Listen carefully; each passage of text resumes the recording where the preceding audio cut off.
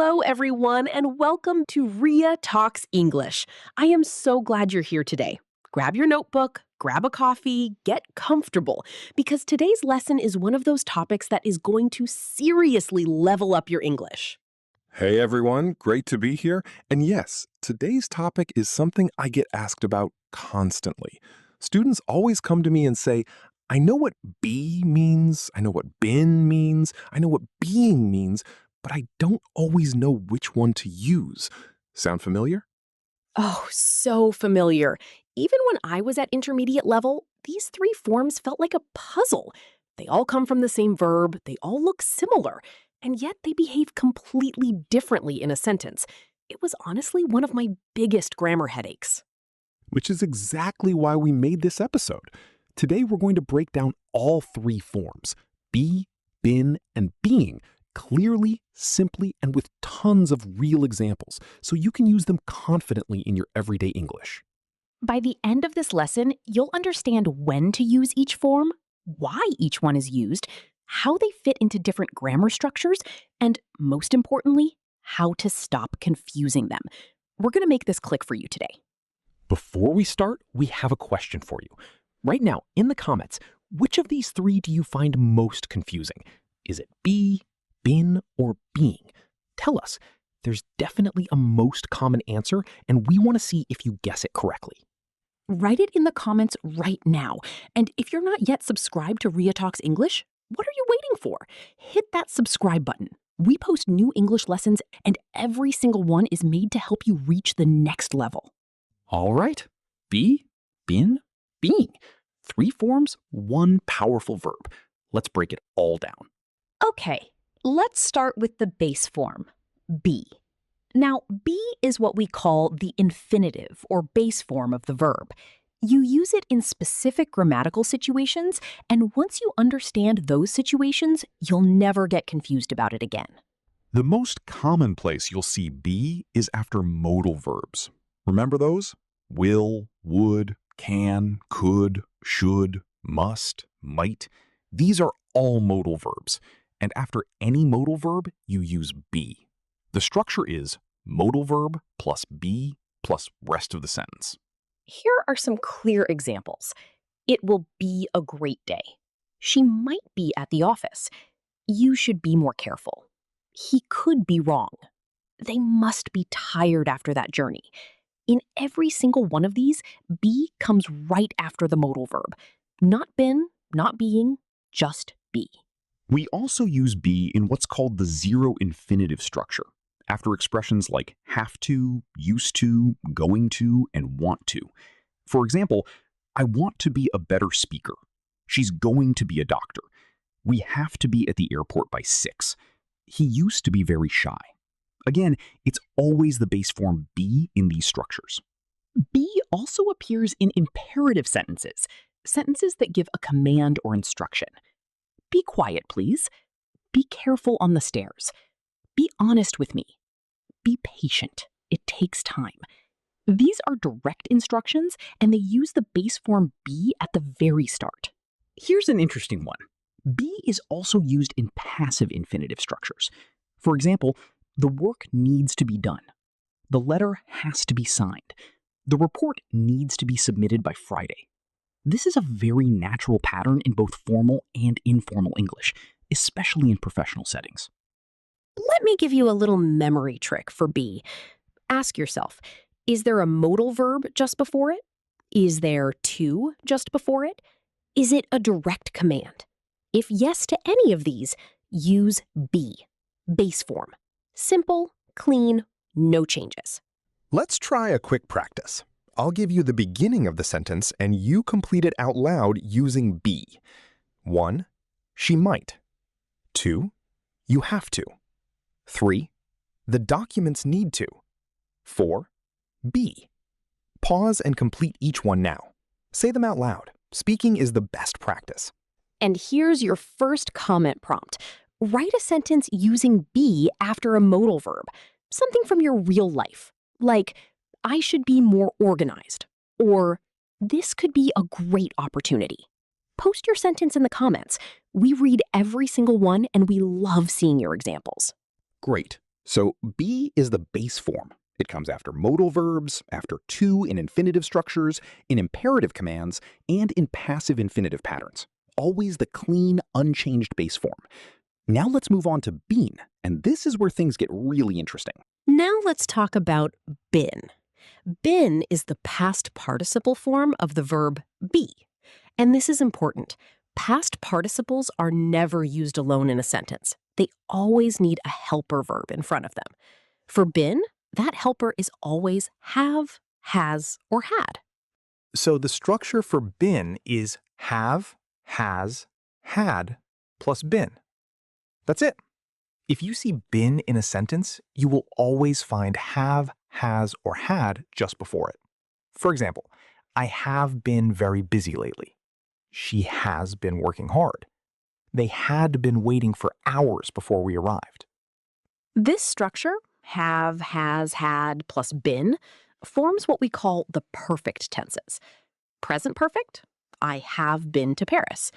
Past perfect, she had been a teacher before she became a writer. These tenses connect the past to the present, or show the order of past events. Been is also used in the perfect passive. For example, the email has been sent. The project had been completed before the deadline. The new rules have been announced. In all of these, have, has, had, plus been, plus past participle, been is doing the work of connecting the auxiliary to the passive structure. Let's look at some really natural, everyday examples of being. I've been meaning to call you. I haven't done it yet, but it's been on my mind. She's been feeling unwell all week. It started in the past and continues now. He'd been studying for 3 hours when the power went out. One past action before another. Here's a useful comparison. I was tired yesterday. That's simple past, a specific finished point in time. I have been tired all week. That's present perfect with been, showing something that started in the past and is still continuing. Been carries that sense of duration and connection to now. We also use been in a really common everyday expression. Have you been? Or where have you been? These are completely natural questions in everyday conversation. Where have you been? I've been at the gym. Have you ever been to Japan? Yes, I've been twice. Been is everywhere once you start noticing it. Here's your comment task for this section.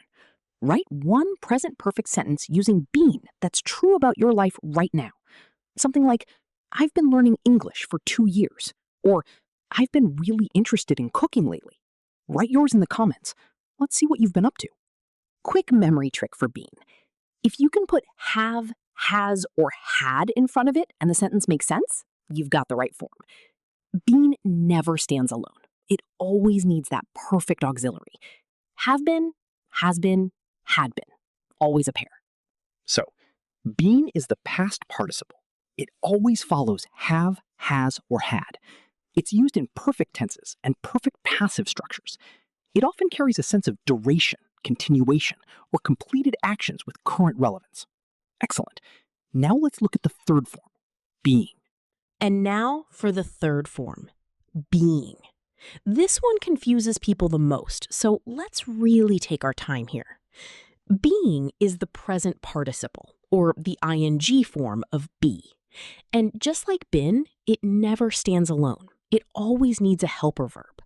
But this time, the helper is a form of be itself. Am, is, are, was, or were.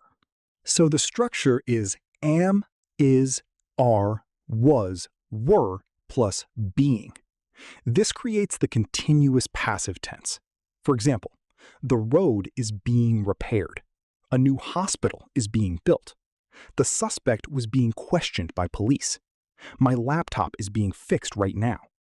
All of these use being to show a passive action that is in progress. Let's unpack that a little. In active voice, you'd say, workers are repairing the road. But in passive voice, when you want to focus on what's happening to the road, not who's doing it, you say, the road is being repaired. Being is the key word that makes this passive continuous structure work. Being also works as a gerund, meaning it acts as a noun in a sentence. This is a more advanced use, but it's very common in natural English. For example, being honest is really important. Being late is so disrespectful. I love being outside in the morning. Being a parent is the hardest job in the world. Here, being starts the sentence or clause and functions as the subject. Here's a really important everyday use. Being can describe someone's behavior in the moment. She's being very rude today. He's being so generous. Stop being silly. Why are you being so quiet? In all of these, being describes how someone is acting right now. It's temporary behavior, not a permanent characteristic. Compare these two sentences. She is kind. This is a permanent quality, a characteristic. She is being kind. This is how she's behaving right now, in this moment. This is a subtle but very powerful distinction, and it's something that really marks intermediate to advanced English use. Let me give you a quick tip list. First, if you see am, is, are, was, were directly before it, you're looking at being in a continuous passive or behavioral structure. Second, if being starts the sentence or comes after a preposition like about or despite, it's a gerund acting as a noun. Third, being describes in-progress passive actions or current behavior. Let's do a mini interactive practice. I'll describe a situation and you say the correct sentence out loud. Ready? The situation. You look out the window and see construction workers fixing the bridge. What's the sentence? Say it out loud now. Did you say something like, the bridge is being repaired? Perfect! That's exactly right. Next situation. Your friend is acting unusually quiet today, which isn't like them at all. What do you say to them? Something like, why are you being so quiet? Or, you're being really quiet today. Are you okay? Great use of being for temporary behavior. Your comment challenge for this section? Write one sentence using being. It can be a passive continuous, a gerund, or a temporary behavior sentence. Something like, being organized saves me so much time. Or, the new bridge is being built near my house. Post it in the comments, and let's see those being sentences. Brilliant. Being, present participle, always needs am, is, was, were before it in passive use, works as a gerund noun, and describes temporary in-the-moment behavior. You now know all three forms deeply. Let's look at the mistakes people make with all three. This is where it all comes together, and where so many learners trip up. Let's fix those mistakes for good. All right, mistake time. And honestly, these are mistakes I've seen from learners at every level, including people who've been studying English for years. So if you've made any of these, you are in very good company. Let's go through them one by one. Mistake number 1. Using been instead of being in continuous passive sentences. For example, the project is been worked on. The house was been painted last week. Both of these are wrong. Been goes after have, has, had, not after is, was, are, were, was.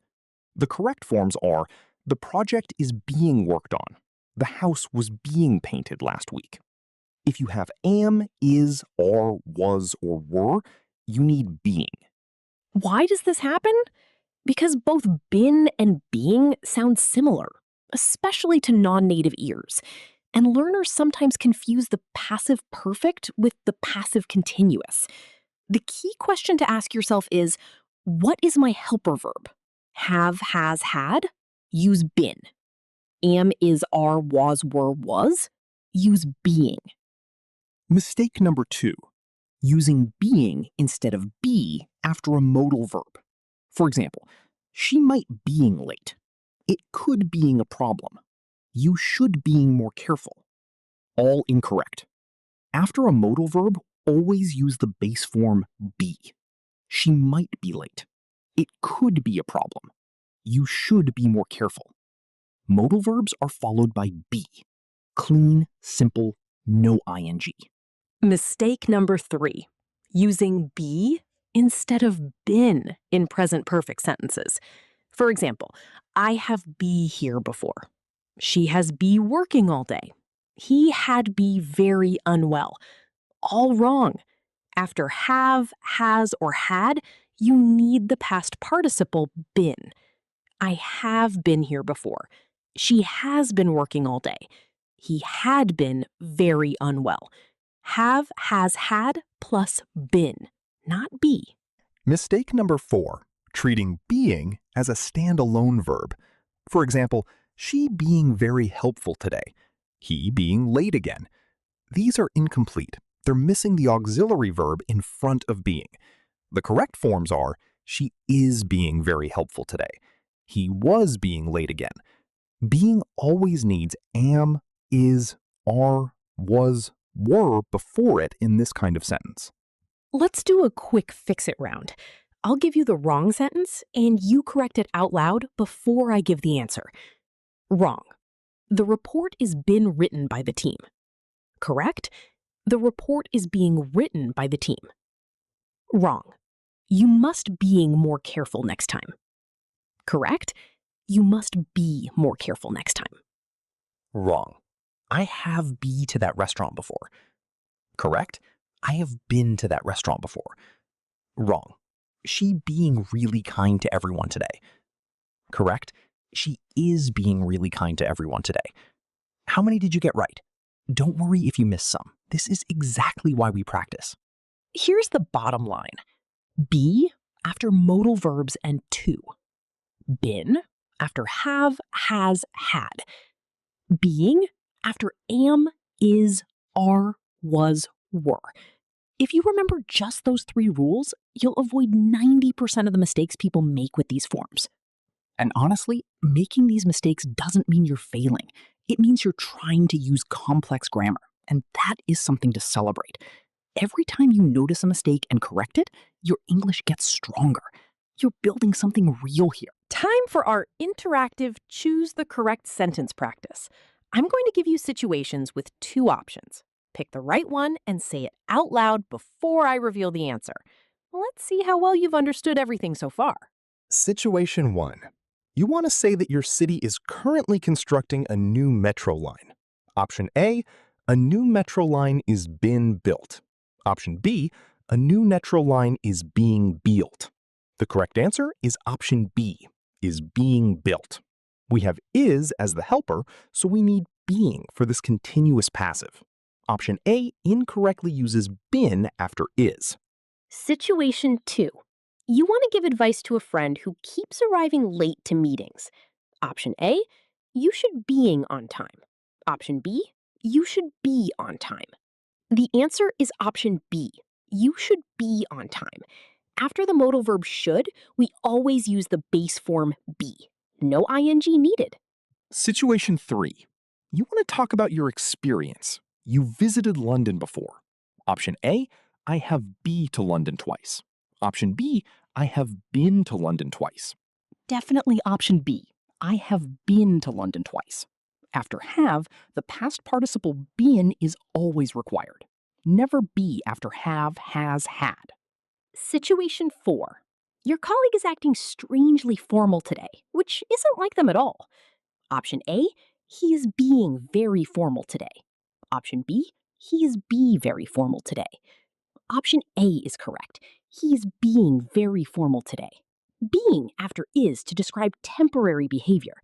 Option B is simply not grammatically possible. Now try these with different tones. Say situation 3 in a casual conversational tone. Oh yeah, I've been to London a couple of times actually. Now try it in a more formal tone. Yes, I have been to London on 2 occasions. Same grammar, completely different register. English is so flexible like that.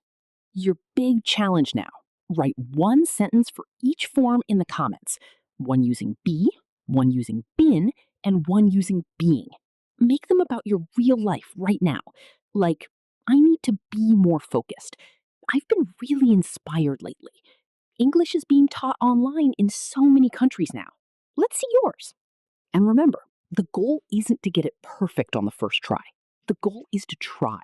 Every sentence you write, every time you say something out loud, you are practicing real English. That consistency is what actually creates fluency. Keep going. And that is a wrap on be, been, and being. Can we just take a moment to appreciate how much you've learned in one lesson? These three forms are genuinely tricky, even for advanced learners, and you've just worked through all of them with real examples, comparisons, and practice. That is seriously impressive. Let's do our final review. Number 1, be is the base form. It comes after modal verbs like will, should, might, and must. It also follows to in infinitive structures and appears in imperative commands. It's clean and unchanged. Number 2, been is the past participle. It always follows have, has, or had. It's used in perfect tenses and perfect passive structures to show duration, experience, or completed actions. Number 3, being is the present participle. It follows am, is, are, was, or were in continuous passive sentences. It also works as a gerund noun and describes temporary behavior in the moment. You walked into this lesson maybe feeling unsure about when to use each form, and now you have the grammar, the structure, the examples, and the awareness of common mistakes. That's real, measurable progress, and you should feel genuinely proud of yourself. Here's our final reflective question for you today. Think about the last time you spoke or wrote in English. Did you use any of these three forms? Do you think you used the right one? Share your thoughts in the comments. We love reading your reflections, and it's such a great way to reinforce what you've learned. And if this lesson helped you, please give it a big thumbs up. Share it with a friend who's also working on their English. Leave your 3 sentences in the comments: be, been, and being. And of course, subscribe to Ria Talks English if you haven't already. We're here with lessons designed to get you to the next level. You are doing something truly wonderful by investing in your English. Every lesson, every comment, every sentence you practice, it all builds into something real. Don't stop. Don't give up. You're further along than you think. Thanks so much for being here with us today on Ria Talks English. We'll see you next time.